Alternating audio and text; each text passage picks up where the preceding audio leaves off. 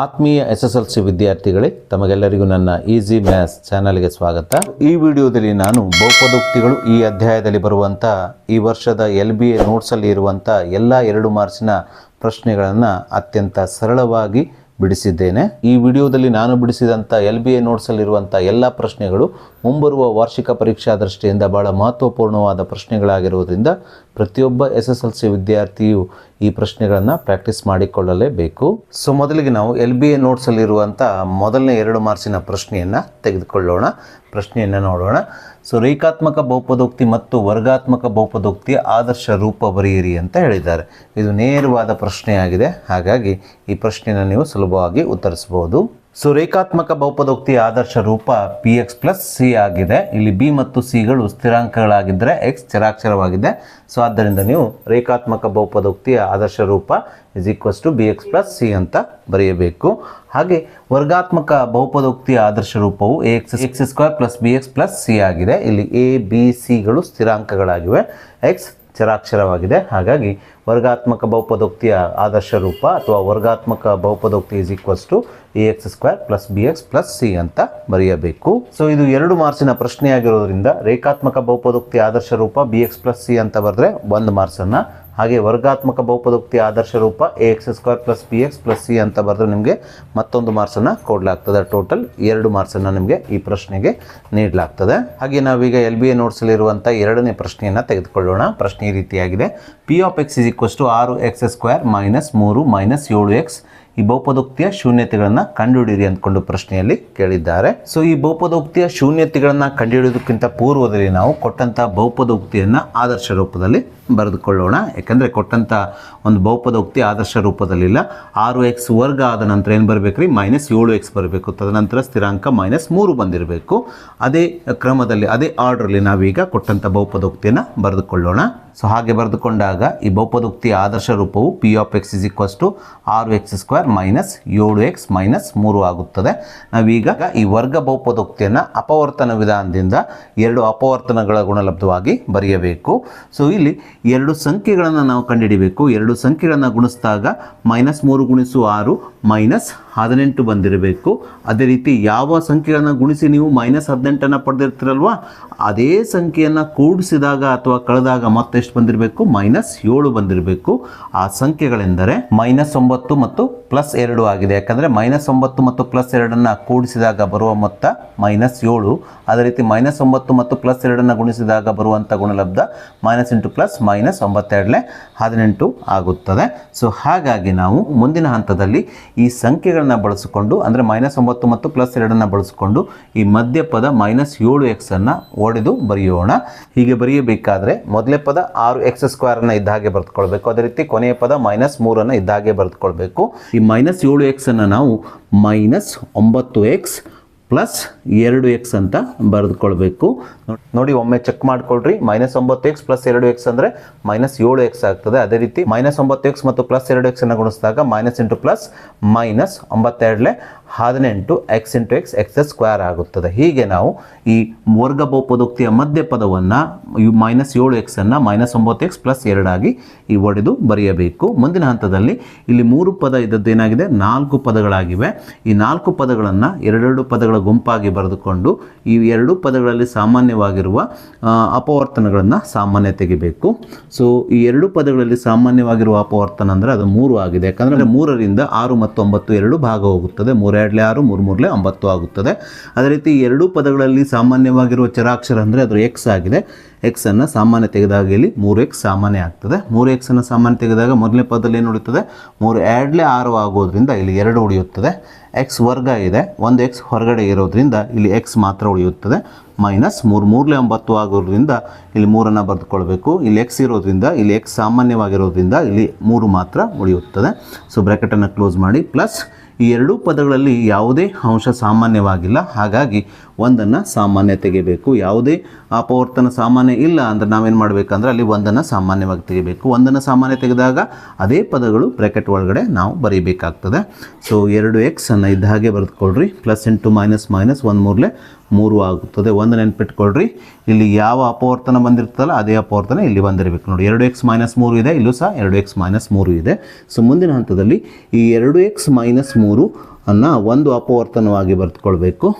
ಉಳಿದಂತೆ ಇಲ್ಲಿ 3x + 1 ಇದೆಯಲ್ಲ, ಇದನ್ನು ಮತ್ತೊಂದು ಅಪವರ್ತನವಾಗಿ ಇಲ್ಲಿ ಬರೆದುಕೊಳ್ಬೇಕು, 3x + 1 ಅಂತ. ಸೊ ವಿದ್ಯಾರ್ಥಿಗಳಿಗೆ ಯಾವುದೇ ಒಂದು ವರ್ಗ ಬಹುಪದೋಕ್ತಿಯ ಶೂನ್ಯತೆಗಳನ್ನು ಕಂಡುಹಿಡಿಬೇಕಾದ್ರೆ ನಾವು ಆ ವರ್ಗ ಬಹುಪದೋಕ್ತಿಯನ್ನು 0ಗೆ ಸಮ ಮಾಡಿಕೊಳ್ಬೇಕು. ಅಂದರೆ ಆ ವರ್ಗ ಬಹುಪದೋಕ್ತಿಯನ್ನು ನಾವು ಬಿಡಿಸಬೇಕಾಗ್ತದೆ. ಅದಕ್ಕೋಸ್ಕರ ನಾನಿಲ್ಲಿ ಕೊಟ್ಟಂಥ ವರ್ಗ ಬಹುಪದೋಕ್ತಿಯನ್ನು 0ಗೆ ಸಮ ಮಾಡ್ಕೊಳ್ತಾ ಇದ್ದೇನೆ. ಅಂದರೆ p of x = 0 ಅಂತ ಬರೆದುಕೊಳ್ತಾ ಇದ್ದೇನೆ.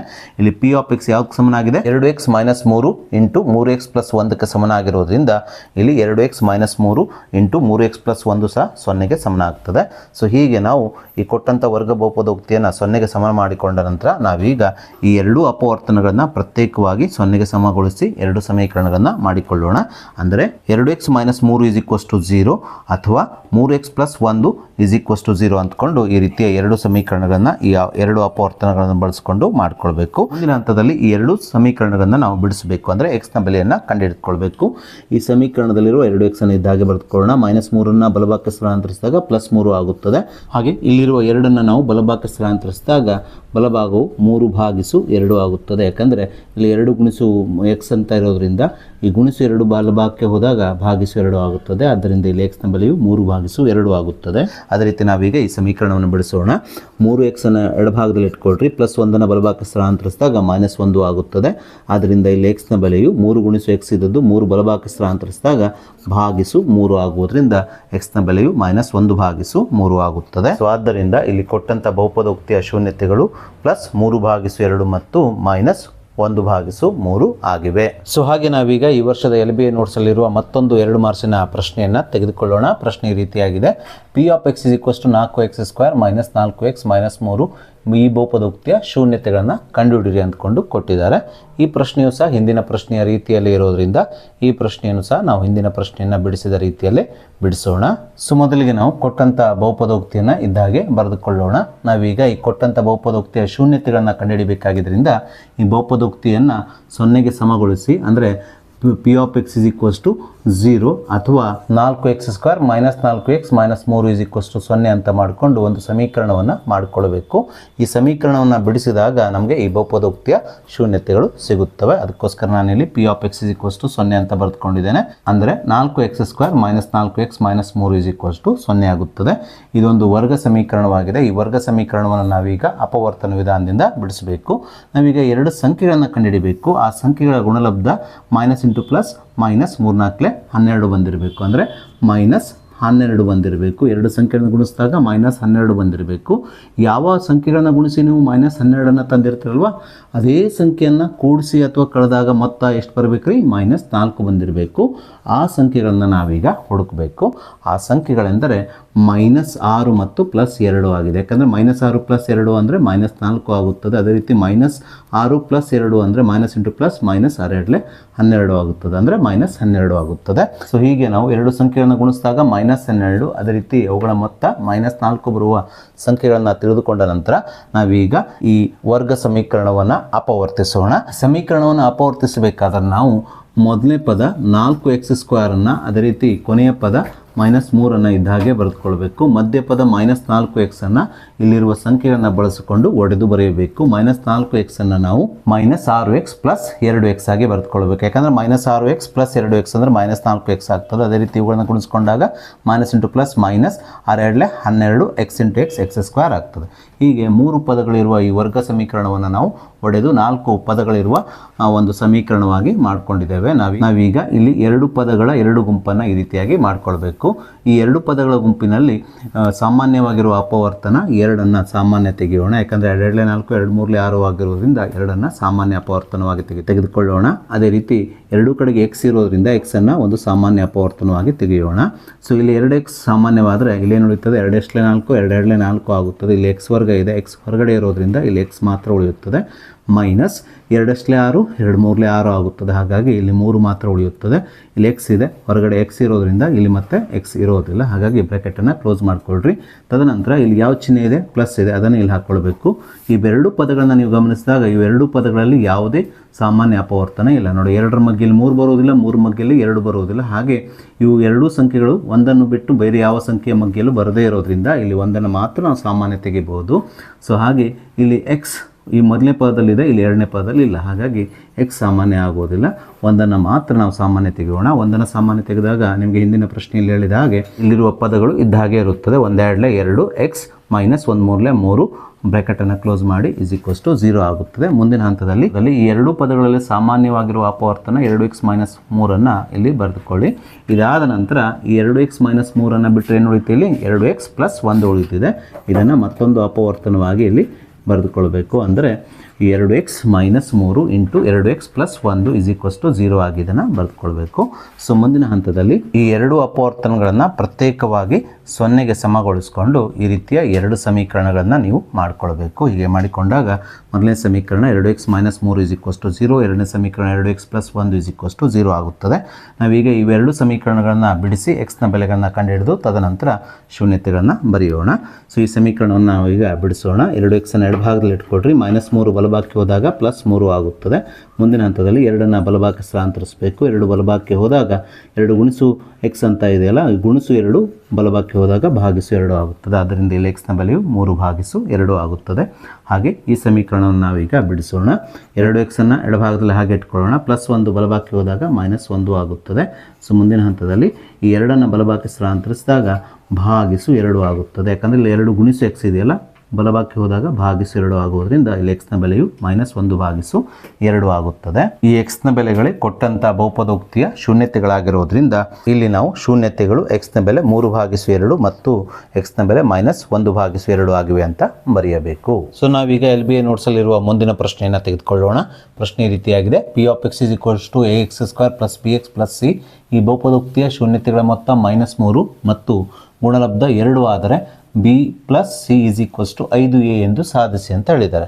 ಈ ಪ್ರಶ್ನೆಯನ್ನು ನೋಡಲಿಕ್ಕೆ ನಿಮಗೆ ತುಂಬ ಕಷ್ಟದ ಪ್ರಶ್ನೆ ಅಂತ ಅನಿಸ್ತದೆ. ಆದರೆ ಇದನ್ನು ಸುಲಭವಾಗಿ, ಅತ್ಯಂತ ಸುಲಭವಾಗಿ ಈ ಪ್ರಶ್ನೆಯನ್ನು ನಾವು ಬಿಡಿಸ್ಬೋದು. ಪ್ರಶ್ನೆಯಲ್ಲಿ ನಮಗೆ ಒಂದು ಆದರ್ಶ ರೂಪದ ಬಹುಪದೋಕ್ತಿಯನ್ನು ನೀಡಿ ಈ ಬಹುಪದೋಕ್ತಿಯ ಶೂನ್ಯತೆಗಳ ಮೊತ್ತವನ್ನು -3 ಆಗಿ ಮತ್ತು ಗುಣಲಬ್ಧವನ್ನು 2 ಆಗಿ ನೀಡಿದ್ದಾರೆ. ಇಷ್ಟು ದತ್ತಾಂಶವನ್ನು ನೀಡಿ b + c = 5a ಎಂದು ಸಾಧಿಸಿ ಅಂತ ಹೇಳಿ. ಸೊ ವಿದ್ಯಾರ್ಥಿಗಳೇ, ಆಲ್ಫಾ ಮತ್ತು ಬೀಟಾಗಳು ಕೊಟ್ಟಂಥ ಬಹುಪದೋಕ್ತಿ P(x) ಅಥವಾ ax² + bx + c ಯ ಶೂನ್ಯತೆಗಳಾದರೆ ಶೂನ್ಯತೆಗಳ ಮೊತ್ತ ಅಂದರೆ ಆಲ್ಫಾ ಮತ್ತು ಬೀಟಾಗಳ ಮೊತ್ತವನ್ನು ಕಂಡುಹಿಡಿಯುವ ಸೂತ್ರವು ಆಲ್ಫಾ + ಬೀಟಾ = -b/a ಆಗುತ್ತದೆ ಎಂಬುದು ನಮಗೆ ತಿಳಿದಿದೆ. ಸೊ ಪ್ರಶ್ನೆಯಲ್ಲಿ ನಮಗೆ ಈ ಬಹುಪದೋಕ್ತಿಯ ಶೂನ್ಯತೆಗಳ ಮೊತ್ತ ಅಂದರೆ ಆಲ್ಫಾ + ಬೀಟಾ = -b/a ನ ಬೆಲೆಯನ್ನು -3 ಆಗಿ ನೀಡಿರುವುದರಿಂದ ನಾವಿಲ್ಲಿ ಆಲ್ಫಾ + ಬೀಟಾ -b/a -3 ಅಂತ ಬರೆದುಕೊಳ್ಳೋಣ. ಸೊ ಇದಾದ ನಂತರ ನಮಗೆ ಪ್ರಶ್ನೆಯಲ್ಲಿ ಸಾಧಿಸಬೇಕಾಗಿದ್ದೇನು, b + c = 5a ಅಂತ ಸಾಧಿಸಬೇಕಾಗಿದ್ದರಿಂದ ನಾವು ಇದನ್ನಷ್ಟೇ ತೆಗೆದುಕೊಳ್ಬೇಕು. ಇದನ್ನು ಸಾಧಿಸಲಿಕ್ಕೆ ಈ ಅಂಶವನ್ನಷ್ಟೇ ತೆಗೆದುಕೊಳ್ಳೋಣ. ಸೊ ಅಂದರೆ -b ಅನ್ನು ಎಡಭಾಗದಲ್ಲಿ ಇಟ್ಕೊಂಡು a ಅನ್ನು ಬಲಭಾಗಕ್ಕೆ ಸ್ಥಳಾಂತರಿಸೋಣ. ಬಲಭಾಗಕ್ಕೆ ಸ್ಥಳಾಂತರಿಸಿದಾಗ /a ಬಲಭಾಗಕ್ಕೆ ಹೋಗಿ 3ಕ್ಕೆ ಗುಣಿಸಲ್ಪಟ್ಟು ಬಲಭಾಗವು 3 × a ಆಗುತ್ತದೆ. ಸೊ ಮುಂದಿನ ಹಂತದಲ್ಲಿ ಈ ಸಮೀಕರಣದ ಎರಡೂ ಬದಿಯಲ್ಲಿರುವ ಮೈನಸ್ಸನ್ನು ನಾವು ಮೈನಸ್ನಿಂದ ಈ ಸಮೀಕರಣದ ಎರಡೂ ಬದಿಗೆ ಗುಣಿಸಿಕೊಂಡು ಕ್ಯಾನ್ಸಲ್ ಮಾಡಿಕೊಳ್ಳೋಣ. -× - b -× -3a ಆಗುತ್ತದೆ. ನಾವೀಗ ಈ ಸಮೀಕರಣವನ್ನು ಸಮೀಕರಣ 1 ತೆಗೆದುಕೊಳ್ಳೋಣ. ಅದೇ ರೀತಿ ಪ್ರಶ್ನೆಯಲ್ಲಿ ಮುಂದುವರೆದು ಈ ಬಹುಪದೋಕ್ತಿಯ ಗುಣಲಬ್ಧವನ್ನು ನಮಗೆಷ್ಟು ಕೊಟ್ಟಿದ್ದಾರೆ, 2 ಅಂತ ಕೊಟ್ಟಿದ್ದಾರೆ. ಸೊ ವಿದ್ಯಾರ್ಥಿಗಳೇ, ನಿಮಗೆಲ್ಲ ತಿಳಿದ ಹಾಗೆ ಆಲ್ಫಾ ಮತ್ತು ಬೀಟಾಗಳು ಕೊಟ್ಟಂಥ ಬಹುಪದೋಕ್ತಿಯ ಶೂನ್ಯತೆಗಳಾಗಿದ್ದಾಗ ಆ ಶೂನ್ಯತೆಗಳ ಗುಣಲಬ್ಧವು ಆಲ್ಫಾ × ಬೀಟಾ = c/a ಆಗುತ್ತದೆ. ಅದರ ಪ್ರಶ್ನೆಯಲ್ಲಿ ನಮಗೆ ಕೊಟ್ಟಂಥ ಬಹುಪದೋಕ್ತಿಯ ಶೂನ್ಯತೆಗಳ ಗುಣಲಬ್ಧವನ್ನು ನೇರವಾಗಿ ಕೊಟ್ಟುಬಿಟ್ಟಿದ್ದಾರೆ. ಎಷ್ಟು ಕೊಟ್ಟಿದ್ದಾರೆ, 2 ಆಗಿ ಕೊಟ್ಟಿದ್ದಾರೆ. ಹಾಗಾಗಿ ಇಲ್ಲಿ ಆಲ್ಫಾ × ಬೀಟಾ ಅಥವಾ c/a ನ ಬೆಲೆ ಏನಾಗ್ತದೆ ಅಂದರೆ 2 ಆಗುತ್ತದೆ. ಸೊ ಆದ್ದರಿಂದ ನಾವಿಲ್ಲಿ ಆಲ್ಫಾ × ಬೀಟಾ = c/a 2 ಅಂತ ಬರೆದುಕೊಳ್ಳೋಣ. ಆದರೆ ನಾವಿಲ್ಲಿ ಸಾಧಿಸಬೇಕಾದ ಅಂಶದಲ್ಲಿ a b c ಅಷ್ಟೇ ಇರೋದ್ರಿಂದ ನಾವಿಲ್ಲಿ ಇದನ್ನಷ್ಟೇ ಪರಿಗಣನೆಗೆ ತೆಗೆದುಕೊಳ್ಳೋಣ.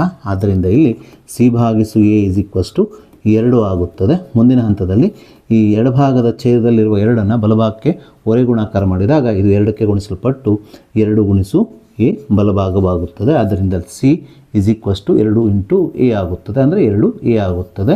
ಇದನ್ನು ನಾವು ಸಮೀಕರಣ 2 ಆಗಿ ತೆಗೆದುಕೊಳ್ಳೋಣ. ಮುಂದಿನ ಹಂತದಲ್ಲಿ ಈ ಸಮೀಕರಣ 1 ಮತ್ತು ಸಮೀಕರಣ 2 ಕೂಡಿಸಿ ನಾವು ಪಡೆಯಬೇಕಾದ ಉತ್ತರವನ್ನು ಪಡೆಯೋಣ. ಆದ್ದರಿಂದ ನಾವಿಲ್ಲಿ ಸಮೀಕರಣ 1 ಪ್ಲಸ್ ಸಮೀಕರಣ 2 ಅಂತ ಬರೆದುಕೊಳ್ಳೋಣ. ಈ ಸಮೀಕರಣ 1 ಮತ್ತು ಸಮೀಕರಣ 2 ಕೂಡಿಸಬೇಕಾದ್ರೆ ನಾವು ಈ ಸಮೀಕರಣದ ಎಡಭಾಗಗಳನ್ನು ಕೂಡಿಸ್ಕೊಳ್ಬೇಕು. ಈ ಮೊದಲನೇ ಸಮೀಕರಣದ ಎಡಭಾಗ ಏನಿದೆ ಬಿ ಇದೆ, ಪ್ಲಸ್ ಈ ಎರಡನೇ ಸಮೀಕರಣದ ಬಲಭಾಗ ಏನಿದೆ ಸಿ ಇದೆ. ಹಾಗಾಗಿ ಎರಡೂ ಸಮೀಕರಣಗಳನ್ನು ಕೂಡಿಸಿದಾಗ ಬರುವಂಥ ಸಮೀಕರಣದ ಎಡಭಾಗವು ಇಲ್ಲಿ ಬಿ ಪ್ಲಸ್ ಸಿ ಆಗುತ್ತದೆ ಈಸ್ ಈಕ್ವಲ್ಸ್ ಟು. ಅದೇ ರೀತಿ ಈ ಎರಡೂ ಸಮೀಕರಣಗಳ ಬಲಭಾಗಗಳನ್ನು ಕೂಡಿಸಬೇಕು. ಬಲಭಾಗವನ್ನು ಕೂಡಿಸಿದಾಗ ಮೊದಲನೇ ಸಮೀಕರಣದ ಬಲಭಾಗ 3a ಪ್ಲಸ್ ಎರಡನೇ ಸಮೀಕರಣದ ಬಲಭಾಗ 2a ಆಗುತ್ತದೆ. ಸೊ ಮುಂದಿನ ಹಂತದಲ್ಲಿ ಈ ಬಿ ಪ್ಲಸ್ ಸಿಯನ್ನು ಇದ್ದ ಹಾಗೆ ಎಡಭಾಗದಲ್ಲಿ ಬರೆದುಕೊಳ್ಳೋಣ. 3a ಪ್ಲಸ್ 2a ಅಂದರೆ 5a ಆಗುತ್ತದೆ.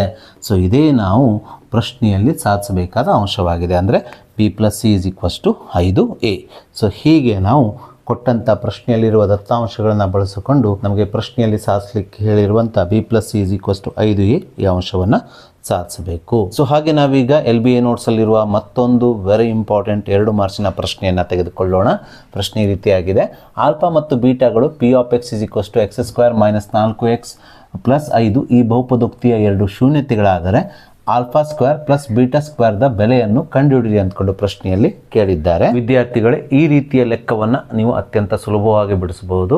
ಅದೇಗೆಂದರೆ ನಿಮಗೆ ಯಾವುದೇ ಒಂದು ಬಹುಪದೋಕ್ತಿಯನ್ನು ನೀಡಿ ಆಲ್ಫಾ ಮತ್ತು ಬೀಟಾಗಳನ್ನು ಒಳಗೊಂಡಂಥ ಒಂದು ಪದವನ್ನು ಕಂಡುಹಿಡಲಿಕ್ಕೆ ಹೇಳಿದರೆ ನೀವು ಅವಾಗ ಏನು ಮಾಡಬೇಕಂದ್ರೆ ಕೊಟ್ಟಂಥ ಬಹುಪದೋಕ್ತಿಯ ಸಹಾಯದಿಂದ ಎಕ್ಸ್ ವರ್ಗದ ಸಹಗುಣಕ, ಎಕ್ಸ್ನ ಸಹಗುಣಕ ಹಾಗೂ ಸ್ಥಿರಾಂಕಗಳನ್ನು ಬರೆದುಕೊಂಡು ಶೂನ್ಯತೆಗಳ ಮೊತ್ತ ಮತ್ತು ಗುಣಲಬ್ಧವನ್ನು ಕಂಡುಹಿಡ್ಕೊಂಡು, ಅಂದರೆ ಆಲ್ಫಾ ಪ್ಲಸ್ ಬೀಟಾ ಮತ್ತು ಆಲ್ಫಾ ಇಂಟು ಬೀಟಾದ ಬೆಲೆಯನ್ನು ಕಂಡುಹಿಡ್ಕೊಂಡು ತದನಂತರ ಸೂಕ್ತ ವಿಧಾನದ ಮೂಲಕ ಪ್ರಶ್ನೆಯಲ್ಲಿ ಕೇಳಿರುವ ಅಂಶ ಅಂದರೆ ಆಲ್ಫಾ ಮತ್ತು ಬೀಟಾಗಳನ್ನು ಒಳಗೊಂಡಿರುವ ಅಂಶವನ್ನು ಕಂಡುಹಿಡಿಯಬೇಕು. ಸೊ ಮೊದಲಿಗೆ ನಾವು ಕೊಟ್ಟಂಥ ಬಹುಪದೋಕ್ತಿಯನ್ನು ಇದ್ದ ಹಾಗೆ ಬರೆದುಕೊಳ್ಳೋಣ. P of X is equals to X square minus 4x plus 5 ಬರೆದುಕೊಳ್ಳೋಣ. ಸೊ ಮುಂದಿನ ಹಂತದಲ್ಲಿ ಎಕ್ಸ್ ವರ್ಗದ ಸಹಗುಣಕ ಎ ನ ಬೆಲೆ, ಎಕ್ಸ್ನ ಸಹಗುಣಕ ಬಿ ನ ಬೆಲೆ ಹಾಗೆ ಸ್ಥಿರಾಂಕ ಸಿ ನ ಬೆಲೆಯನ್ನು ಬರೆದುಕೊಳ್ಳೋಣ. ಇಲ್ಲಿ ಎಕ್ಸ್ ವರ್ಗದ ಸಹಗುಣಕ 1 ಆಗಿರೋದ್ರಿಂದ ಎ ಇಸ್ ಈಕ್ವಲ್ಸ್ ಟು 1 ಆಗುತ್ತದೆ. ಹಾಗೆ ಎಕ್ಸ್ನ ಸಹಗುಣಕದ ಬೆಲೆ -4 ಆಗಿರೋದ್ರಿಂದ ಬಿ ನ ಬೆಲೆ -4 ಆಗುತ್ತದೆ. ಅದೇ ರೀತಿ ಸ್ಥಿರಾಂಕ ಸಿ ನ ಬೆಲೆ 5 ಆಗಿರೋದ್ರಿಂದ ಸಿ ಇಸ್ ಈಕ್ವಲ್ಸ್ ಟು 5 ಅಂತ ಬರೆದುಕೊಳ್ಳೋಣ. ಹಾಗೆ ಪ್ರಶ್ನೆಯಲ್ಲಿ ನಮಗೆ ಆಲ್ಫಾ ಮತ್ತು ಬೀಟಾಗಳು ಕೊಟ್ಟಂತ ಬಹುಪದೋಕ್ತಿಯ ಶೂನ್ಯತೆಗಳಾಗಿದೆ ಅಂತ ಕೊಟ್ಟಿದ್ದಾರೆ.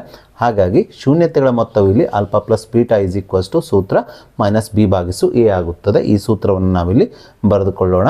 ಸೊ ಇಲ್ಲಿ ಬಿ ನ ಬೆಲೆ ಮತ್ತು ಎ ನ ಬೆಲೆಯನ್ನು ಆದೇಶಿಸಿ ಆಲ್ಫಾ ಪ್ಲಸ್ ಬೀಟಾದ ಬೆಲೆಯನ್ನು ಕಂಡುಹಿಡಿಯೋಣ. ಮೈನಸನ್ನು ಇದ್ದ ಹಾಗೆ ಬರೆದುಕೊಳ್ಳೋಣ. ಬಿ ನ ಬೆಲೆ -4 ಆಗಿರೋದ್ರಿಂದ ಬ್ರ್ಯಾಕೆಟ್ ಹಾಕೊಂಡು ಬ್ರ್ಯಾಕೆಟ್ನ ಒಳಗಡೆ -4 ಬರೆದುಕೊಳ್ಳೋಣ. ಭಾಗಿಸು ಎ ನ ಬೆಲೆ 1 ಆಗಿರೋದ್ರಿಂದ ಛೇದದಲ್ಲಿ 1 ಎ ನ ಸ್ಥಾನದಲ್ಲಿ ಬರೆದುಕೊಂಡಾಗ ಇದು ಮೈನಸ್ ಆಫ್ -4 ಡಿವೈಡೆಡ್ ಬೈ 1 ಆಗುತ್ತದೆ. So minus into minus plus ಆಗೋದ್ರಿಂದ ಇದು 4 ಆಗುತ್ತದೆ. ಛೇದದಲ್ಲಿರುವ 1 ಬರೆಯುವ ಅಗತ್ಯ ಇಲ್ಲ. ಆದ್ದರಿಂದ ಇಲ್ಲಿ ಆಲ್ಫಾ ಪ್ಲಸ್ ಬೀಟಾ ಅಂದರೆ ಶೂನ್ಯತೆಗಳ ಮೊತ್ತದ ಬೆಲೆಯು 4 ಆಗುತ್ತದೆ. ಸೊ ಹೀಗೆ ನಾವು ಆಲ್ಫಾ ಪ್ಲಸ್ ಬೀಟಾದ ಬೆಲೆಯನ್ನು ಕಂಡುಹಿಡಿದ ನಂತರ ನಾವೀಗ ಶೂನ್ಯತೆಗಳ ಗುಣಲಬ್ಧದ ಸೂತ್ರವನ್ನು ಬಳಸಿಕೊಂಡು ಆಲ್ಫಾ ಇಂಟು ಬೀಟಾದ ಬೆಲೆಯನ್ನು ಕಂಡುಹಿಡಿಯೋಣ. ಸೊ ಶೂನ್ಯತೆಗಳ ಗುಣಲಬ್ಧದ ಸೂತ್ರವು alpha into beta is equals to C ಭಾಗಿಸು ಎ ಆಗಿದೆ. ಸೊ ಈ ಸೂತ್ರವನ್ನು ನಾವಿಲ್ಲಿ ಬರೆದುಕೊಳ್ಳೋಣ. ಈ ಸೂತ್ರದಲ್ಲಿ ನಾವೀಗ ಸಿ ನ ಬೆಲೆ ಮತ್ತು ಎ ನ ಬೆಲೆಗಳನ್ನು ಆದೇಶಿಸೋಣ. ಸಿ ನ ಬೆಲೆ 5 ಆಗಿರೋದ್ರಿಂದ ಸಿ ನ ಸ್ಥಾನದಲ್ಲಿ 5 ಬರೆದುಕೊಳ್ಳೋಣ. ಭಾಗಿಸು ಎ ನ ಬೆಲೆ 1 ಆಗಿದೆ. ಹಾಗಾಗಿ ಸಿ ಭಾಗಿಸು ಏನಾಗ್ತದೆ ಅಂದರೆ 5 ಭಾಗಿಸು 1 ಆಗುತ್ತದೆ. 5 ಭಾಗಿಸು 1 ಅಂದರೆ 5 ಆಗುವುದರಿಂದ ಇಲ್ಲಿ ಆಲ್ಫಾ ಇಂಟು ಬೀಟಾದ ಬೆಲೆಯು 5 ಆಗುತ್ತದೆ. ಸೊ ಹೀಗೆ ನಾವು ಆಲ್ಫಾ ಪ್ಲಸ್ ಬೀಟಾದ ಬೆಲೆ ಹಾಗೆ ಆಲ್ಫಾ ಇಂಟು ಬೀಟಾದ ಬೆಲೆಯನ್ನು ಕಂಡುಹಿಡಿದ ನಂತರ ನಾವೀಗ ಪ್ರಶ್ನೆಯಲ್ಲಿ ಕೇಳಿರುವ ಆಲ್ಫಾ ಸ್ಕ್ವೇರ್ ಪ್ಲಸ್ ಬೀಟಾ ಸ್ಕ್ವೇರ್ದ ಬೆಲೆಯನ್ನು ಕಂಡುಹಿಡಿಯೋಣ. ಸೊ ಇದನ್ನು ಕಂಡುಹಿಡಲಿಕ್ಕೆ ನಾವು ಬಳಸಬೇಕಾದ ಸೂತ್ರ alpha plus beta whole square. ಯಾಕಂದರೆ ಆಲ್ಫಾ ಪ್ಲಸ್ ಬೀಟಾದ ಸಂಪೂರ್ಣ ವರ್ಗ ಈ ಸೂತ್ರವನ್ನು ನಾವು ಎಕ್ಸ್ಪಾಂಡ್ ಮಾಡಿದಾಗ ಅಥವಾ ವಿಸ್ತರಿಸಿದಾಗ ಇದರ ವಿಸ್ತರಿತ ರೂಪವು ಮೊದಲನೇ ಪದದ ವರ್ಗ ಅಂದರೆ ಆಲ್ಫಾ ಸ್ಕ್ವೇರ್ ಪ್ಲಸ್ ಎರಡನೇ ಪದದ ವರ್ಗ ಬೀಟಾ ಸ್ಕ್ವೇರ್ ಪ್ಲಸ್ 2 ಗುಣಿಸು ಮೊದಲನೇ ಪದ ಗುಣಿಸು ಎರಡನೇ ಪದ ಅಂದರೆ 2 ಗುಣಿಸು ಆಲ್ಫಾ ಇಂಟು ಬೀಟಾ ಆಗುತ್ತದೆ. ಈ ಸೂತ್ರದಲ್ಲಿ ನಮಗೆ ಆಲ್ಫಾ ಪ್ಲಸ್ ಬೀಟಾದ ಬೆಲೆ ತಿಳಿದಿದೆ. ಅದೇ ರೀತಿ ಆಲ್ಫಾ ಇಂಟು ಬೀಟಾದ ಬೆಲೆಯು ತಿಳಿದಿದೆ. ಇವೆರಡು ಬೆಲೆಗಳ ನಂತರ ಇಲ್ಲಿ ಉಳಿದದ್ದು alpha square plus beta square ಇದೇ ಬೆಲೆಯನ್ನು ನಮಗೆ ಪ್ರಶ್ನೆಯಲ್ಲಿ ಕಂಡುಹಿಡಿಯಲಿಕ್ಕೆ ಕೊಟ್ಟಿದ್ದಾರೆ. ಹಾಗಾಗಿ ಇಲ್ಲಿ ನಾವು ಬಳಸಬೇಕಾದ ಸೂಕ್ತವಾದ ಸೂತ್ರ ಅಂದರೆ alpha plus beta whole square. So is equals to alpha square plus beta square plus 2 into alpha into beta. So ಈ ಸೂತ್ರದಲ್ಲಿ ನಾವೀಗ ಆಲ್ಫಾ ಪ್ಲಸ್ ಬೀಟಾದ ಬೆಲೆ ಅದೇ ರೀತಿ ಆಲ್ಫಾ ಇಂಟು ಬೀಟಾದ ಬೆಲೆಯನ್ನು ಆದೇಶಿಸಿ ಆಲ್ಫಾ ಸ್ಕ್ವೇರ್ ಪ್ಲಸ್ ಬೀಟಾದ ಸ್ಕ್ವೇರ್ ಬೆಲೆಯನ್ನು ಕಂಡುಹಿಡಿಯೋಣ. ಸೊ ಆಲ್ಫಾ ಪ್ಲಸ್ ಬೀಟಾದ ಬೆಲೆ 4 ಆಗಿರೋದ್ರಿಂದ ಆಲ್ಫಾ ಪ್ಲಸ್ ಬೀಟಾದ ಸ್ಥಾನದಲ್ಲಿ 4ಅನ್ನು ಆದೇಶಿಸಿದಾಗ alpha plus beta whole square is 4 square ಆಗುತ್ತದೆ. Is equals to alpha square plus beta square.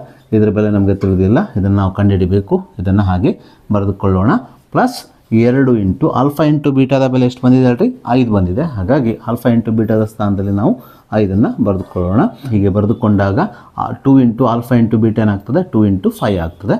So 4ರ ವರ್ಗ 4 4 16 ಆಗುತ್ತದೆ. Is equals to alpha square plus beta ಸ್ಕ್ವೇರನ್ನು ಇದ್ದ ಹಾಗೆ ಬರೆದುಕೊಳ್ಳೋಣ. ಪ್ಲಸ್ 2 5 10 ಆಗೋದ್ರಿಂದ ಇಲ್ಲಿ 10ಅನ್ನು ಬರೆದುಕೊಳ್ಳೋಣ. ಮುಂದಿನ ಹಂತದಲ್ಲಿ 10ಅನ್ನು ಎಡಭಾಗಕ್ಕೆ ತಂದಾಗ ಈ ಪ್ಲಸ್ 10 ಏನಾಗ್ತದೆ? ಮೈನಸ್ 10 ಆಗುತ್ತದೆ. ಆದ್ದರಿಂದ ಇಲ್ಲಿ ಎಡಭಾಗವು 16 ಮೈನಸ್ 10 ಆಗುತ್ತದೆ. Is equals to alpha square plus beta ಸ್ಕ್ವೇರನ್ನು ಇದ್ದ ಹಾಗೆ ಬರೆದುಕೊಳ್ಳೋಣ. ಸೊ ಇಲ್ಲಿ 16ರಲ್ಲಿ 10ಅನ್ನು ಕಳೆದಾಗ ಬರುವ ಉತ್ತರ 6. ಆದ್ದರಿಂದ ಇಲ್ಲಿ ಆಲ್ಫಾ ಸ್ಕ್ವೇರ್ ಪ್ಲಸ್ ಬೀಟಾ ಸ್ಕ್ವೇರ್ದ ಬೆಲೆಯು ಎಷ್ಟಾಗ್ತಂದರೆ 6 ಆಗುತ್ತದೆ. ಸೊ ಆದ್ದರಿಂದ ಪ್ರಶ್ನೆಯಲ್ಲಿ ನಮಗೆ ಕಂಡುಹಿಡಿಯಲಿಕ್ಕೆ ಹೇಳಿರುವ ಆಲ್ಫಾ ಸ್ಕ್ವೇರ್ ಪ್ಲಸ್ ಬೀಟಾ ಸ್ಕ್ವೇರ್ದ ಬೆಲೆಯು 6 ಆಗುತ್ತದೆ. ಸೊ ನಾವೀಗ ಹಿಂದಿನ ಪ್ರಶ್ನೆಯ ರೀತಿಯಲ್ಲಿರುವಂಥ ಮತ್ತೊಂದು ಇಂಪಾರ್ಟೆಂಟ್ 2 ಮಾರ್ಕ್ಸಿನ ಪ್ರಶ್ನೆಯನ್ನು LBA ನೋಟ್ಸಿಂದ ತೆಗೆದುಕೊಳ್ಳೋಣ. ಪ್ರಶ್ನೆ ಈ ರೀತಿಯಾಗಿದೆ. ಆಲ್ಫಾ ಮತ್ತು ಬೀಟಾಗಳು P of X is equals to X square plus 3x plus 1 ಈ ಬಹುಪದೋಕ್ತಿಯ 2 ಶೂನ್ಯತೆಗಳಾದರೆ 1 ಆಲ್ಫಾ ಪ್ಲಸ್ 1 ಬೀಟಾದ ಬೆಲೆಯನ್ನು ಕಂಡುಹಿಡಿಯಿರಿ ಅಂತ ಹೇಳಿದ್ದಾರೆ. ಈ ಪ್ರಶ್ನೆಯನ್ನು ಸಹ ನಾವು ಹಿಂದಿನ ಪ್ರಶ್ನೆಯನ್ನು ಬಿಡಿಸಿದ ರೀತಿಯಲ್ಲೇ ಬಿಡಿಸೋಣ. ಸೊ ಮೊದಲಿಗೆ ನಾವು ಕೊಟ್ಟಂಥ ಬಹುಪದೋಕ್ತಿ P of X is equals to X square plus 3x plus 1ಅನ್ನು ಬರೆದುಕೊಳ್ಳೋಣ. ಸೊ ನಾವೀಗ ಈ ಬಹುಪದೋಕ್ತಿಯಲ್ಲಿರುವ ಎಕ್ಸ್ ವರ್ಗದ ಸಹಗುಣಕ ಎ ನ ಬೆಲೆ, ಎಕ್ಸ್ ನ ಸಹಗುಣಕ ಬಿ ನ ಬೆಲೆ ಹಾಗೂ ಸ್ಥಿರಾಂಕ ಸಿ ನ ಬೆಲೆಯನ್ನು ಬರೆಯೋಣ. ಇಲ್ಲಿ ಎಕ್ಸ್ ವರ್ಗದ ಸಹಗುಣಕ 1 ಆಗಿರುವುದರಿಂದ ಎ ಇಸ್ ಈಕ್ವಲ್ಸ್ ಟು 1 ಆಗುತ್ತದೆ. ಅದೇ ರೀತಿ ಎಕ್ಸ್ ನ ಸಹಗುಣಕ 3 ಆಗಿರುವುದರಿಂದ ಬಿ ನ ಬೆಲೆ 3 ಆಗುತ್ತದೆ. ಹಾಗೆ ಸ್ಥಿರಾಂಕ 1 ಆಗಿರುವುದರಿಂದ ಸಿ ನ ಬೆಲೆ 1 ಆಗುತ್ತದೆ. ಸೊ ಮುಂದಿನ ಹಂತದಲ್ಲಿ ಆಲ್ಫಾ ಮತ್ತು ಬೀಟಾಗಳು ಈ ಬಹುಪದೋಕ್ತಿಯ ಶೂನ್ಯತೆಗಳಾಗಿರೋದ್ರಿಂದ ಶೂನ್ಯತೆಗಳ ಮೊತ್ತದ ಸೂತ್ರವನ್ನು ಬಳಸಿಕೊಂಡು ಆಲ್ಫಾ ಪ್ಲಸ್ ಬೀಟಾದ ಬೆಲೆಯನ್ನು ಕಂಡುಹಿಡಿಯೋಣ. ಶೂನ್ಯತೆಗಳ ಮೊತ್ತವನ್ನು ಕಂಡುಹಿಡಿಯುವ ಸೂತ್ರ alpha plus beta is equals to minus B ಭಾಗಿಸು ಎ ಆಗಿರೋದ್ರಿಂದ ಆ ಸೂತ್ರವನ್ನು ನಾವಿಲ್ಲಿ ಬರೆದುಕೊಳ್ಳೋಣ. ಸೊ ಈ ಸೂತ್ರದಲ್ಲಿ ನಾವು ಬಿ ಮತ್ತು ಎ ನ ಬೆಲೆಯನ್ನು ಆದೇಶಿಸಿ ಆಲ್ಫಾ ಪ್ಲಸ್ ಬೀಟಾದ ಬೆಲೆಯನ್ನು ಕಂಡುಹಿಡಿಯೋಣ. ಸೊ ಮೈನಸ್ ಚಿಹ್ನೆಯನ್ನು ಇದ್ದ ಹಾಗೆ ಬರೆದುಕೊಳ್ಳೋಣ. ಬಿ ನ ಬೆಲೆ 3 ಆಗಿರೋದ್ರಿಂದ 3ಅನ್ನು ಬರೆದುಕೊಳ್ಳೋಣ. ಭಾಗಿಸು ಎ ನ ಬೆಲೆ 1 ಆಗಿದೆ. ಛೇದದಲ್ಲಿ ಎನ ಸ್ಥಾನದಲ್ಲಿ 1ಅನ್ನು ಬರೆದುಕೊಳ್ಳೋಣ. -3/1 ಅಂದರೆ -3 ಆಗುವುದರಿಂದ ಇಲ್ಲಿ ಆಲ್ಫಾ ಪ್ಲಸ್ ಬೀಟಾದ ಬೆಲೆಯು -3 ಆಗುತ್ತದೆ. ಹೀಗೆ ನಾವು ಆಲ್ಫಾ ಪ್ಲಸ್ ಬೀಟಾದ ಬೆಲೆ ಅಂದರೆ ಈ ಶೂನ್ಯತೆಗಳ ಮೊತ್ತದ ಬೆಲೆಯನ್ನು ಕಂಡುಹಿಡಿದ ನಂತರ ನಾವೀಗ ಆಲ್ಫಾ ಇಂಟು ಬೀಟಾ ಅಂದರೆ ಶೂನ್ಯತೆಗಳ ಗುಣಲಬ್ಧದ ಬೆಲೆಯನ್ನು ಸೂತ್ರವನ್ನು ಉಪಯೋಗಿಸಿ ಕಂಡುಹಿಡಿಯೋಣ. ಆಲ್ಫಾ ಮತ್ತು ಬೀಟಾಗಳು ಶೂನ್ಯತೆಗಳಾಗಿದ್ದಾಗ ಶೂನ್ಯತೆಗಳ ಗುಣಲಬ್ಧವನ್ನು ಕಂಡುಹಿಡಿಯುವ ಸೂತ್ರವು alpha into beta is equals to C ಭಾಗಿಸು ಎ ಎಂಬುದು ನಮಗೆ ತಿಳಿದಿದೆ. ಅದೇ ಸೂತ್ರವನ್ನು ನಾವಿಲ್ಲಿ ಬರೆದುಕೊಳ್ಳೋಣ. Alpha into beta is equals to C ಭಾಗಿಸು ಎ ಅಂತ ಬರೆಯೋಣ. ಸೊ ಮುಂದಿನ ಹಂತದಲ್ಲಿ ಸಿ ನ ಬೆಲೆ ಮತ್ತು ಎ ನ ಬೆಲೆಯನ್ನು ಈ ಸೂತ್ರದಲ್ಲಿ ಆದೇಶಿಸಬೇಕು. ಸಿ ನ ಬೆಲೆ 1 ಆಗಿರೋದ್ರಿಂದ ಸಿ ನ ಸ್ಥಾನದಲ್ಲಿ 1ಅನ್ನು ಬರೆದುಕೊಳ್ಳೋಣ. ಭಾಗಿಸು ಎ ನ ಬೆಲೆ 1 ಆಗಿರೋದ್ರಿಂದ ಛೇದದಲ್ಲಿ 1ಅನ್ನು ಬರೆದುಕೊಳ್ಳೋಣ. 1/1 ಅಂದರೆ 1 ಆಗುವುದರಿಂದ ಇಲ್ಲಿ ಆಲ್ಫಾ ಇಂಟು ಬೀಟಾ ಅಂದರೆ ಶೂನ್ಯತೆಗಳ ಗುಣಲಬ್ಧದ ಬೆಲೆಯು 1 ಆಗುತ್ತದೆ. ಸೊ ಹೀಗೆ ನಾವು ಆಲ್ಫಾ ಪ್ಲಸ್ ಬೀಟಾ ಮತ್ತು ಆಲ್ಫಾ ಇಂಟು ಬೀಟಾದ ಬೆಲೆಗಳನ್ನು ಕಂಡುಹಿಡಿದ ನಂತರ ನಾವೀಗ ಪ್ರಶ್ನೆಯಲ್ಲಿ ನಮಗೆ ಕಂಡುಹಿಡಿಯಲಿಕ್ಕೆ ಹೇಳಿರುವಂಥ 1 ಆಲ್ಫಾ ಪ್ಲಸ್ 1 ಬೀಟಾದ ಬೆಲೆಯನ್ನು ಕಂಡುಹಿಡಿಯೋಣ. ನಾವೀಗ ಇದನ್ನು ಓರೆ ಗುಣಾಕಾರ ಮಾಡಿ ಸಂಕ್ಷೇಪಿಸೋಣ. ಬೀಟಾದಿಂದ 1ಕ್ಕೆ ಅದೇ ರೀತಿ ಆಲ್ಫಾದಿಂದ 1ಕ್ಕೆ ಗುಣಿಸಿಕೊಂಡು ಅಂಶವನ್ನು ಬರೆಯೋಣ. ಬೀಟಾ ಇಂಟು 1 ಅಂದರೆ ಬೀಟಾ ಆಗುತ್ತದೆ ಪ್ಲಸ್ ಆಲ್ಫಾ ಇಂಟು 1 ಅಂದರೆ ಆಲ್ಫಾ ಇಂಟು 1 ಆಲ್ಫಾ ಆಗುತ್ತದೆ. ಹಾಗಾಗಿ ಅಂಶವು ಇಲ್ಲಿ ಆಲ್ಫಾ ಪ್ಲಸ್ ಬೀಟಾ ಅಥವಾ ಬೀಟಾ ಪ್ಲಸ್ ಆಲ್ಫಾ ಆಗುತ್ತದೆ. ಭಾಗಿಸು ಛೇದದಲ್ಲಿರುವ ಪದಗಳನ್ನು ಗುಣಿಸಿಕೊಂಡು ನಾವು ಇದರ ಛೇದವನ್ನು ಬರೆಯಬೇಕು. ಛೇದದಲ್ಲಿ ಆಲ್ಫಾ ಮತ್ತು ಬೀಟಾ ಇದೆ. ಆಲ್ಫಾ ಮತ್ತು ಬೀಟಾಗಳನ್ನು ಗುಣಿಸಿದಾಗ ಛೇದವು ಆಲ್ಫಾ ಇಂಟು ಬೀಟಾ ಆಗುತ್ತದೆ. ಸೊ ಇಲ್ಲಿ ಬೀಟಾ ಪ್ಲಸ್ ಆಲ್ಫಾ ಅಂದರೂ ಒಂದೇ, ಆಲ್ಫಾ ಪ್ಲಸ್ ಬೀಟಾ ಅಂದರೂ ಒಂದೇ ಆಗಿದೆ. ಹಾಗಾಗಿ ಆಲ್ಫಾ ಪ್ಲಸ್ ಬೀಟಾದ ಬೆಲೆಯು -3 ಆಗಿರೋದ್ರಿಂದ ಆಲ್ಫಾ ಪ್ಲಸ್ ಬೀಟಾ ಅಥವಾ ಬೀಟಾ ಪ್ಲಸ್ ಆಲ್ಫಾದ ಸ್ಥಾನದಲ್ಲಿ ನಾವು -3ಅನ್ನು ಬರೆದುಕೊಳ್ಳೋಣ. ಭಾಗಿಸು ಆಲ್ಫಾ ಇಂಟು ಬೀಟಾದ ಬೆಲೆಯನ್ನು ನಾವು ಕಂಡುಹಿಡಿದಿದ್ದೇವೆ. ಇದರ ಬೆಲೆ ಎಷ್ಟು ಬಂದಿದೆ? 1 ಬಂದಿದೆ. ಹಾಗಾಗಿ ನಾವು ಆಲ್ಫಾ ಇಂಟು ಬೀಟಾದ ಸ್ಥಾನದಲ್ಲಿ 1ಅನ್ನು ಬರೆದುಕೊಂಡಾಗ ಛೇದವು 1 ಆಗುತ್ತದೆ. -3/1 ಅಂದರೆ -3 ಆಗುವುದರಿಂದ ಇಲ್ಲಿ ನಮಗೆ ಪ್ರಶ್ನೆಯಲ್ಲಿ ಕಂಡುಹಿಡಿಯಲಿಕ್ಕೆ ಹೇಳಿರುವಂಥ 1 ಆಲ್ಫಾ ಪ್ಲಸ್ 1 ಬೀಟಾದ ಬೆಲೆಯು -3 ಆಗುತ್ತದೆ. ಸೊ ಹಾಗೆ ನಾವೀಗ ಹಿಂದಿನ ಪ್ರಶ್ನೆಯ ರೀತಿಯಲ್ಲಿ ಇರುವಂಥ ಮತ್ತೊಂದು 2 ಮಾರ್ಕ್ಸಿನ ಇಂಪಾರ್ಟೆಂಟ್ ಪ್ರಶ್ನೆಯನ್ನು ತೆಗೆದುಕೊಳ್ಳೋಣ. ಪ್ರಶ್ನೆ ರೀತಿಯಾಗಿದೆ, ಆಲ್ಫಾ ಮತ್ತು ಬೀಟಾಗಳು P of X is equals to X square plus 3x plus 1 ಈ ಬಹುಪದೋಕ್ತಿಯ 2 ಶೂನ್ಯತೆಗಳಾದರೆ alpha square into beta plus alpha beta ಸ್ಕ್ವೇರ್ದ ಬೆಲೆಯನ್ನು ಕಂಡುಹಿಡಿಯಿರಿ ಅಂದ್ಕೊಂಡು ಪ್ರಶ್ನೆಯಲ್ಲಿ ಕೇಳಿದ್ದಾರೆ. ಸೊ ಇದನ್ನು ನಾವು ಹಿಂದಿನ ಪ್ರಶ್ನೆಯನ್ನು ಬಿಡಿಸಿದ ರೀತಿಯಲ್ಲೇ ಬಿಡಿಸಬೇಕು. ನೋಡಿ, ಇಲ್ಲಿ ಕೊಟ್ಟಿರುವ ಬಹುಪದೋಕ್ತಿಯು ಹಿಂದಿನ ಪ್ರಶ್ನೆಯಲ್ಲಿ ಕೊಟ್ಟಿರುವ ಬಹುಪದೋಕ್ತಿಯೇ ಆಗಿದೆ.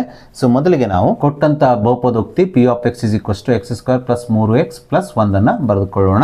ಸೊ ಮುಂದಿನ ಹಂತದಲ್ಲಿ ಎಕ್ಸ್ ವರ್ಗದ ಸಹಗುಣಕ ಎ ನ ಬೆಲೆ 1 ಆಗಿರೋದ್ರಿಂದ ಎ ಇಸ್ ಈಕ್ವಸ್ ಟು 1 ಅಂತ ಬರೆದುಕೊಳ್ಳೋಣ. ಹಾಗೆ ಎಕ್ಸ್ ನ ಸಹಗುಣಕದ ಬೆಲೆ 3 ಆಗಿರೋದ್ರಿಂದ ಬಿ ನ ಬೆಲೆ 3 ಅಂತ ಬರೆದುಕೊಳ್ಳೋಣ. ಹಾಗೆ ಸ್ಥಿರಾಂಕದ ಬೆಲೆ 1 ಆಗಿರೋದ್ರಿಂದ ಸ್ಥಿರಾಂಕ ಸಿ ಇಸ್ ಈಕ್ವಸ್ ಟು 1 ಅಂತ ಬರೆದುಕೊಳ್ಳೋಣ.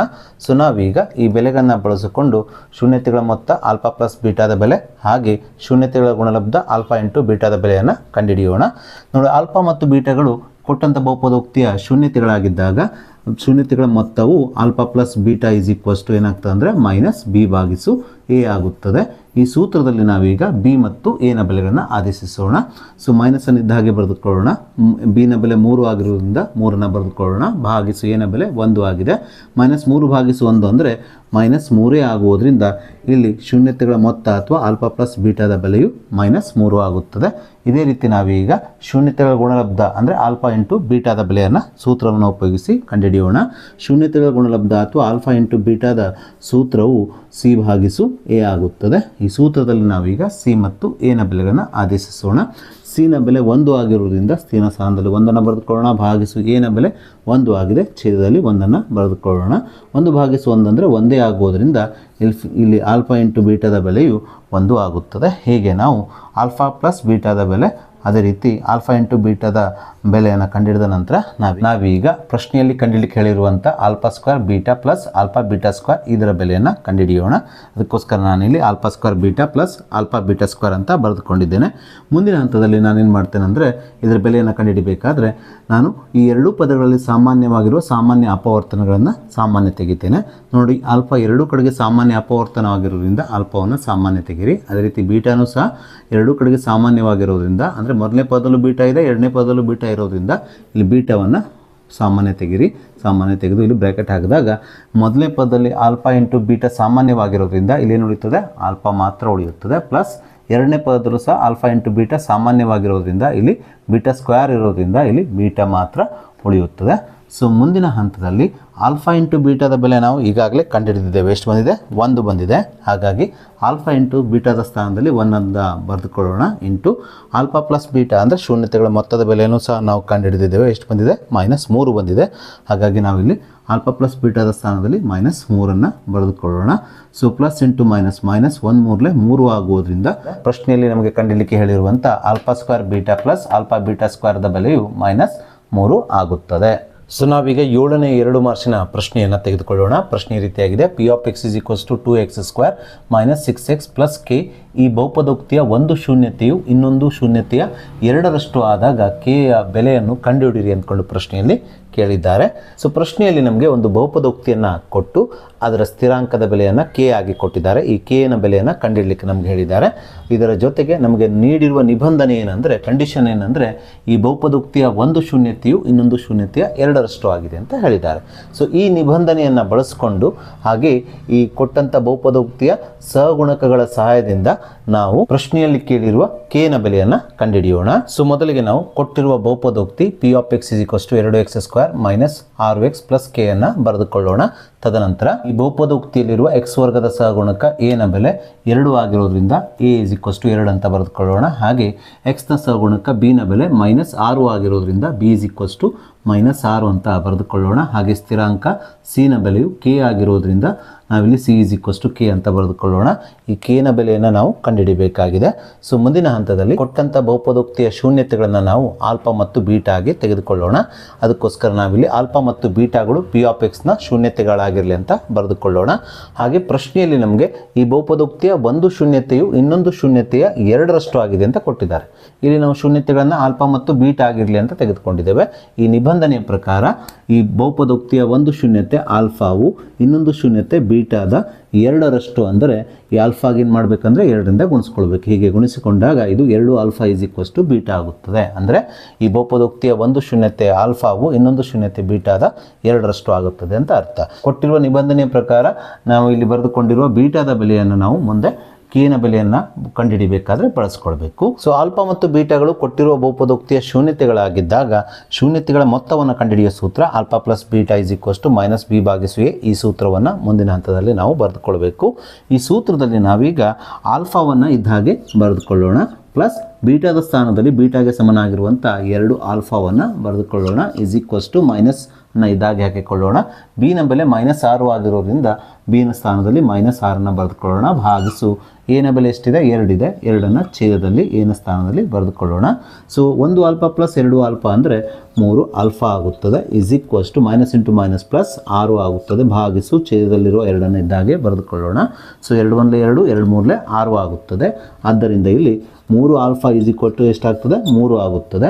ಸೊ 3 1 3 3 1 3 ಆಗುವುದರಿಂದ ಇಲ್ಲಿ ಆಲ್ಫಾದ ಬೆಲೆಯು 1 ಆಗುತ್ತದೆ. ಸೊ ಹೀಗೆ ನಾವು ಆಲ್ಫಾದ ಬೆಲೆಯನ್ನು ಕಂಡುಹಿಡಿದ ನಂತರ ನಾವೀಗ ಶೂನ್ಯತೆಗಳ ಗುಣಲಬ್ಧವನ್ನು ಕಂಡುಹಿಡಿಯುವ ಸೂತ್ರ alpha into beta is equals to C ಭಾಗಿಸು ಎನ್ನು ಬರೆದುಕೊಳ್ಳೋಣ.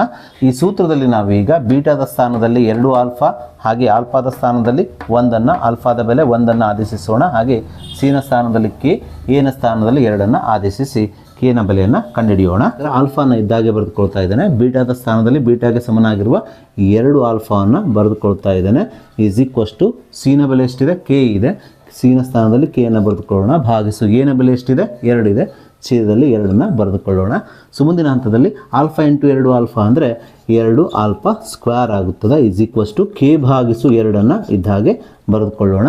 ಸೊ ಮುಂದಿನ ಹಂತದಲ್ಲಿ 2 ಇದ್ದ ಹಾಗೆ ಬರೆದುಕೊಳ್ಳೋಣ. ಆಲ್ಫಾದ ಬೆಲೆ 1 ಆಗಿರೋದ್ರಿಂದ ಆಲ್ಫಾನ ಸ್ಥಾನದಲ್ಲಿ 1 ಆದೇಶಿಸಿದಾಗ ಆಲ್ಫಾದ ವರ್ಗ ಏನಾಗ್ತದೆ 1ರ ವರ್ಗ ಆಗುತ್ತದೆ ಈಸ್ ಈಕ್ವಸ್ ಟು ಕೆ ಭಾಗಿಸು 2. ಸೊ 2 ಇಂಟು 1 ಸ್ಕ್ವೇರ್ ಅಂದರೆ 1 ಆಗುವುದರಿಂದ ಇಲ್ಲಿ 1 ಬರೆದುಕೊಳ್ಳೋಣ ಈಸ್ ಈಕ್ವಸ್ ಟು ಕೆ ಭಾಗಿಸು 2. 2 1 2 ಆಗುವುದರಿಂದ ಎಡಭಾಗದಲ್ಲಿ 2 ಬರೆದುಕೊಳ್ಳೋಣ ಈಸ್ ಈಕ್ವಸ್ ಟು ಕೆ ಭಾಗಿಸು 2. ಸೊ ಮುಂದಿನ ಹಂತದಲ್ಲಿ ಬಲಭಾಗದ ಛೇದದಲ್ಲಿರುವ 2 ಒರೆ ಗುಣಾಕಾರ ಮಾಡಿ ಎಡಭಾಗಕ್ಕೆ ತಂದಾಗ ಈ 2 2ಕ್ಕೆ ಗುಣಿಸಲ್ಪಟ್ಟು 4 ಆಗುತ್ತದೆ ಈಸ್ ಈಕ್ವಸ್ ಟು ಕೆಯನ್ನು ಇದ್ದ ಹಾಗೆ ಬರೆದುಕೊಳ್ಳೋಣ. ಆದ್ದರಿಂದ ಪ್ರಶ್ನೆಯಲ್ಲಿ ಕೇಳಿರುವಂಥ ಕೊಟ್ಟಿರುವ ಬಹುಪದೋಕ್ತಿಯಲ್ಲಿರುವಂಥ ಕೆನ ಬೆಲೆ ಇಲ್ಲಿ 4 ಆಗುತ್ತದೆ. ಸೊ ಹಾಗೆ ನಾವೀಗ ಮುಂದಿನ 2 ಮಾರ್ಕ್ಸಿನ ಪ್ರಶ್ನೆಯನ್ನು ತೆಗೆದುಕೊಳ್ಳೋಣ. ಪ್ರಶ್ನೆ ಈ ರೀತಿಯಾಗಿದೆ. P of X is equals to ax square plus bx minus 4 ರ ಶೂನ್ಯತೆಗಳ ಮೊತ್ತ ಮತ್ತು ಗುಣಲಬ್ಧಗಳು ಕ್ರಮವಾಗಿ 4ನೇ 1 ಮತ್ತು -1 ಆಗಿದೆ. ಹಾಗಾದರೆ ಎ ಮತ್ತು ಬಿ ನ ಬೆಲೆಗಳನ್ನು ಕಂಡುಹಿಡಿಯಿರಿ ಅಂದ್ಕೊಂಡು ಪ್ರಶ್ನೆಯಲ್ಲಿ ಕೇಳಿದ್ದಾರೆ. ಸೊ ಮೊದಲಿಗೆ ನಾವು ಕೊಟ್ಟಿರುವ ಬಹುಪದೋಕ್ತಿಯನ್ನು ಬರೆದುಕೊಳ್ಳೋಣ. P of X is equals to ax square plus bx minus 4 ಅಂತ ಬರೆದುಕೊಳ್ಳೋಣ. ಇಲ್ಲಿ ನಾವು ಕಂಡುಹಿಡಿಯಬೇಕಾಗಿದ್ದು ಎ ಮತ್ತು ಬಿ ನ ಬೆಲೆಗಳನ್ನು. ಹಾಗೆ ಈ ಬಹುಪದೋಕ್ತಿಯಲ್ಲಿರುವಂಥ ಸಿ ನ ಬೆಲೆ ಸ್ಥಿರಾಂಕ ಸಿ ನ ಬೆಲೆ ಎಷ್ಟಾಗಿದೆ ಅಂದರೆ -4 ಆಗಿದೆ. ಎ ನ ಮತ್ತು ಬಿ ನ ಬೆಲೆಗಳನ್ನು ನಮಗೆ ಕೊಟ್ಟಿಲ್ಲ. ಸಿ ನ ಬೆಲೆಯನ್ನು -4 ಆಗಿ ಕೊಟ್ಟಿರೋದ್ರಿಂದ ಸಿ ಇಸ್ ಈಕ್ವಸ್ ಟು -4 ಅಂತ ಬರೆದುಕೊಳ್ಳೋಣ. ಹಾಗೆ ಪ್ರಶ್ನೆಯಲ್ಲಿ ನಮಗೆ ಶೂನ್ಯತೆಗಳ ಮೊತ್ತವನ್ನು 4ನೇ 1 ಆಗಿ ಅದೇ ರೀತಿ ಗುಣಲಬ್ಧವನ್ನು -1 ಆಗಿ ಕೊಟ್ಟಿದ್ದಾರೆ. ನಾವು ಮೊದಲಿಗೆ ಶೂನ್ಯತೆಗಳ ಗುಣಲಬ್ಧವನ್ನು ಬರೆದುಕೊಳ್ಳೋಣ. ಯಾಕೆಂದರೆ ಶೂನ್ಯತೆಗಳ ಗುಣಲಬ್ಧದ ಸೂತ್ರದ ಸಹಾಯದಿಂದ ನಾವು ನೇರವಾಗಿ ಎ ನ ಬೆಲೆಯನ್ನು ಕಂಡುಹಿಡಿಯಬಹುದು. ಸೊ ಆಲ್ಫಾ ಮತ್ತು ಬೀಟಾಗಳು ಶೂನ್ಯತೆಗಳಾಗಿದ್ದಾಗ ಶೂನ್ಯತೆಗಳ ಗುಣಲಬ್ಧ ಏನಾಗ್ತದೆ ರೀ alpha into beta is equals to C ಭಾಗಿಸು ಎ ಆಗುತ್ತದೆ. ಈ ಸೂತ್ರವನ್ನು ಬರೆದುಕೊಳ್ಳೋಣ.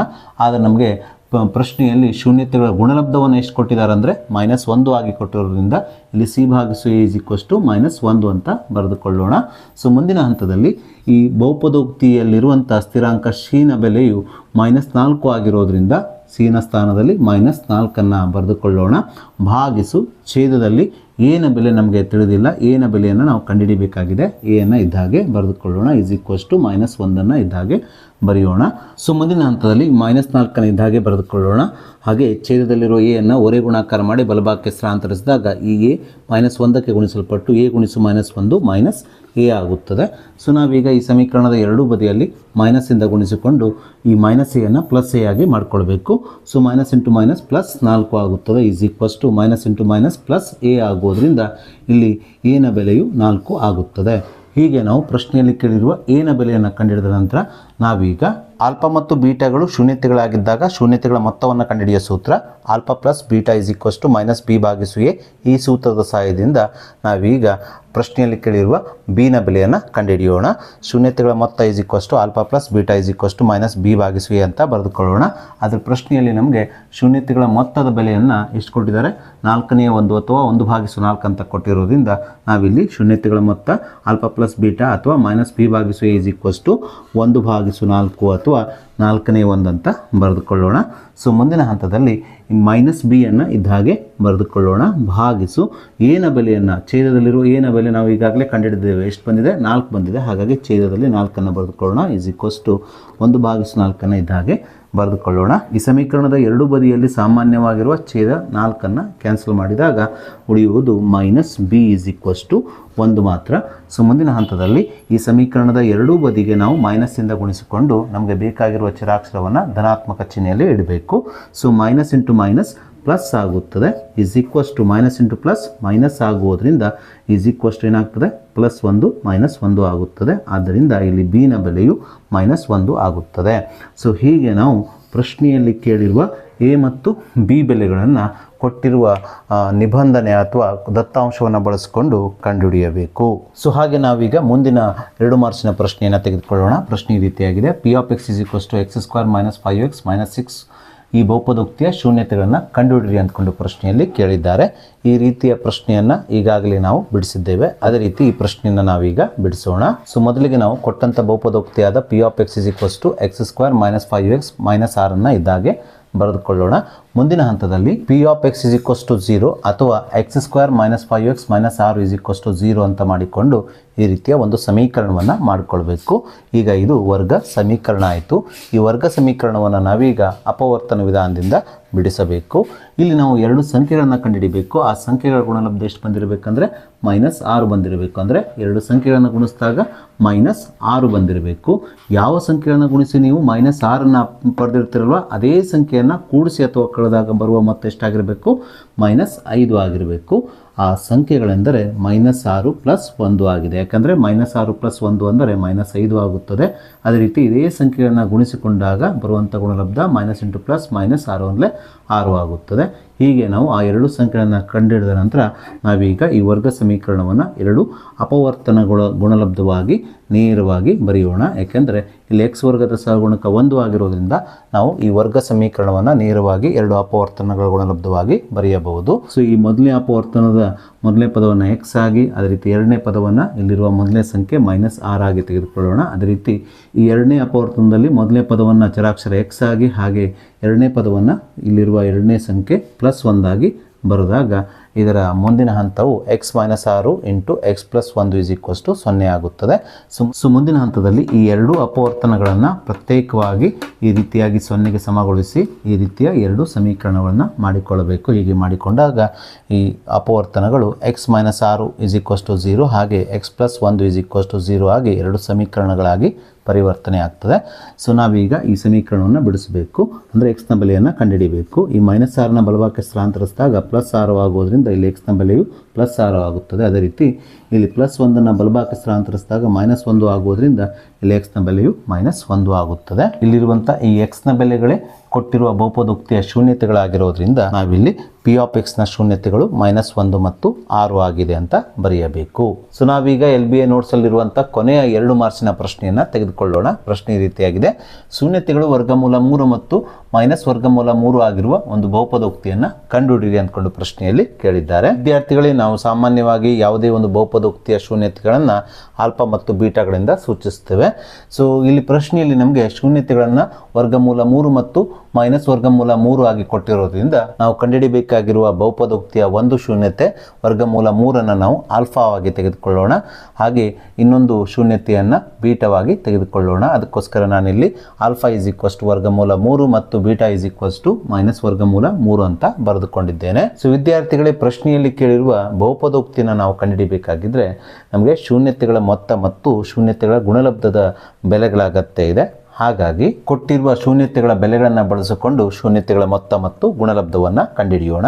ಶೂನ್ಯತೆಗಳ ಮೊತ್ತ ಆಲ್ಫಾ ಪ್ಲಸ್ ಬೀಟಾ = ಆಲ್ಫಾದ ಬೆಲೆ ವರ್ಗಮೂಲ 3 ಆಗಿ ತೆಗೆದುಕೊಂಡಿದ್ದೇವೆ. ಹಾಗೆ ಬೀಟಾದ ಬೆಲೆ ಮೈನಸ್ ವರ್ಗಮೂಲ 3 ಆಗಿರೋದ್ರಿಂದ ಇಲ್ಲಿ alpha plus beta is equals to ವರ್ಗಮೂಲ 3 ಮೈನಸ್ ವರ್ಗಮೂಲ 3 ಆಗುತ್ತದೆ. ವರ್ಗಮೂಲ 3 ಮೈನಸ್ ವರ್ಗಮೂಲ 3 ಅಂದರೆ 0 ಆಗುವುದರಿಂದ ಇಲ್ಲಿ ಶೂನ್ಯತೆಗಳ ಮೊತ್ತ ಆಲ್ಫಾ ಪ್ಲಸ್ ಬೀಟಾದ ಬೆಲೆಯು 0 ಆಗುತ್ತದೆ. ಸೊ ಇದೇ ರೀತಿ ನಾವೀಗ ಶೂನ್ಯತೆಗಳ ಗುಣಲಬ್ಧವನ್ನು ಕಂಡುಹಿಡಿಯೋಣ. ಶೂನ್ಯತೆಗಳ ಗುಣಲಬ್ಧ ಆಲ್ಫಾ ಇಂಟು ಬೀಟಾ ಅಂತ ಬರೆದುಕೊಳ್ಳೋಣ. ಈಸ್ ಈಕ್ವಲ್ಸ್ ಟು ಆಲ್ಫಾದ ಬೆಲೆ ವರ್ಗಮೂಲ 3 ಇಂಟು ಬೀಟಾದ ಬೆಲೆ ಮೈನಸ್ ವರ್ಗಮೂಲ 3 ಆಗಿರೋದ್ರಿಂದ alpha into beta is equals to ವರ್ಗಮೂಲ 3 ಇಂಟು ಮೈನಸ್ ವರ್ಗಮೂಲ 3 ಅಂತ ಬರೆದುಕೊಳ್ಳೋಣ.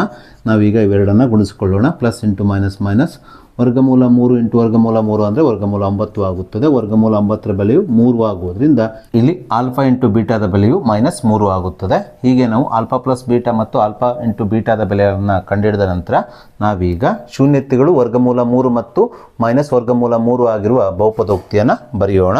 ಸೊ ಶೂನ್ಯತೆಗಳು ಆಲ್ಫಾ ಮತ್ತು ಬೀಟಾಗಳಾಗಿರುವ ವರ್ಗ ಬಹುಪದೋಕ್ತಿಯ ಆದರ್ಶ ರೂಪವು P of X is equals to X square minus ಶೂನ್ಯತೆಗಳ ಮೊತ್ತ alpha plus beta into x plus ಶೂನ್ಯತೆಗಳ ಗುಣಲಬ್ಧ ಆಲ್ಫಾ ಇಂಟು ಬೀಟಾ ಎಂಬುದು ನಮಗೆ ತಿಳಿದಿದೆ. ಸೊ ನಾವೀಗ ಈ ಆದರ್ಶ ರೂಪದ ವರ್ಗ ಬಹುಪದೋಕ್ತಿಯಲ್ಲಿ ಆಲ್ಫಾ ಪ್ಲಸ್ ಬೀಟಾದ ಬೆಲೆ 0, ಅದೇ ರೀತಿ ಆಲ್ಫಾ ಇಂಟು ಬೀಟಾದ ಬೆಲೆ ಮೈನಸ್ 3 ಆದೇಶಿಸಿ ಪ್ರಶ್ನೆಯಲ್ಲಿ ಕೇಳಿರುವ ಬಹುಪದೋಕ್ತಿಯನ್ನು ಬರೆಯೋಣ.